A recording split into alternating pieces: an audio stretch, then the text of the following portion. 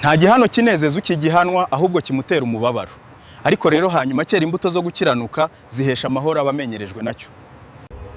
Nuko mumanike amaboko atentebutse, mugorore amavi aremaye, kandi muharurire ibirenge byanyu inzira zigororotse, kugira ngo ikirenge gicumbagira kidakuka rwose ahubwo gikire.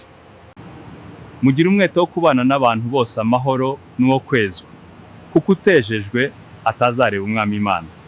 Mwirinde hatagira umuntu ugwa akava mu buntu bw'Imana, kandi hatagira umuzi wo gusharira umeruka bahagarika imitima abenshi bagahumana, kandi hatabaho umusambanyi cyangwa ukerensa iby'Imana nka Esawu waguranye umurage we umwana w'imfura igaburo rimwe. Nabishakaga cyane arira kuko atabonye uko yihana, kuko muzi yuko hanyuma ubwo yashakaga kuraga umugisha atemerewe,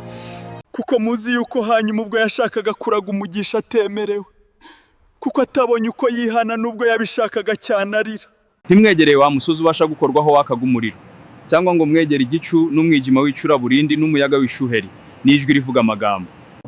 Turabakomeje muri uru rugendo rwiza rwo kwizera, mukomere kandi mukomeze urugendo.